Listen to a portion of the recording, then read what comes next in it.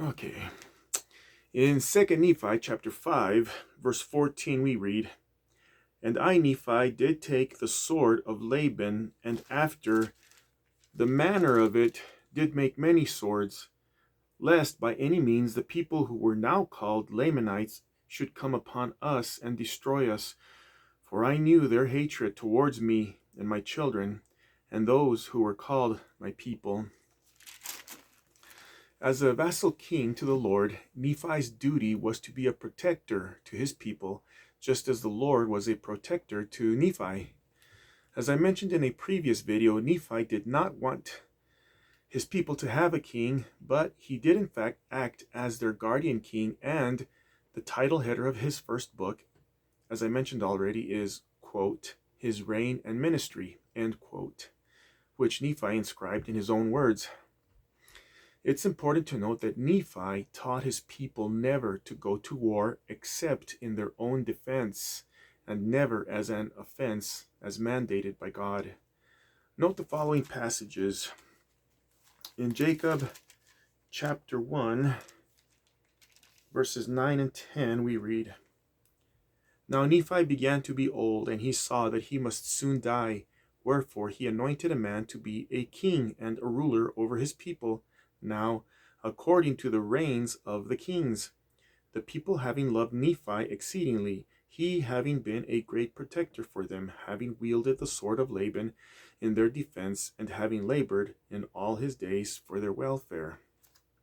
And in Alma chapter 43, verses 45 and 46, we read, this is where Zarahemnah is coming to attack the Nephites with his army of Lamanites, thousands of them. So in 45 and 46 we read, "Nevertheless the Nephites were inspired by a better cause, for they were not fighting for monarchy nor power, but they were fighting for their homes and their liberties, their wives and their children, and their all, yea, for their rites of worship and their church. And they were doing that which they felt was the duty which they owed to their God, for the Lord had said unto them, and also unto their fathers, that inasmuch as ye are not guilty of the first offense, neither the second, ye shall not suffer yourselves to be slain by the hands of your enemies."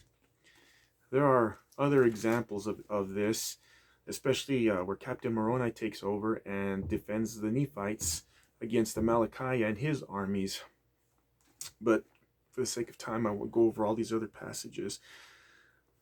God doesn't always command his people to fight. Sometimes he will command them to depart into the wilderness, and there are some instances where Nephites have had to go and do this over the course of the history of the Nephites, beginning with Nephi, who took his own family into the wilderness so that his older brothers, Laman and Lemuel, wouldn't kill him. We should never go to war unless God explicitly commands it. I have been challenged many times by members of the church regarding this statement, but God is very clear about it, and you can read D&C section 98 where God gives explicit instructions about this. I won't read the entire section, but I will read a couple of excerpts. So in D&C 98, verses 11 and 16, or 11 through 16, we read, this is Jesus Christ speaking, "And I give unto you a commandment, that ye shall forsake all evil and cleave unto all good, that ye shall live by every word which proceedeth forth out of the mouth of God. For he will give unto the faithful line upon line, precept upon precept. And I will try you, and prove you herewith. And whoso layeth down his life in my cause for my name's sake shall find it again, even life eternal. Therefore be not afraid of your enemies, for I have decreed in my heart, saith the Lord, that I will prove you in all things, whether you will abide in my covenant, even unto death, that you may be found worthy. For if you will not abide in my covenant, you are not worthy of me. Therefore renounce war, and proclaim peace, and seek diligently to turn the hearts of the children to their fathers, and the hearts of the fathers to the children." Jesus Christ goes on to outline very precise conditions whereby the early Latter-day Saints are justified to go to war. Otherwise, they are to forgive, forgive, forgive.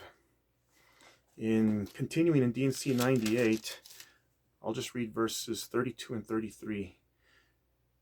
Behold, this is the law I gave unto my servant Nephi, and thy fathers Joseph and Jacob and Isaac and Abraham and all mine ancient prophets and apostles. And again, this is the law that I gave unto mine ancients, that they should not go out unto battle against any nation, kindred, tongue, or people, save I, the Lord, commanded them. I encourage you to read D&C section 98 in its entirety and understand how serious the Lord is about this commandment which he gave to us, and also to Nephi and our covenant fathers, because we are heading into very turbulent times very soon.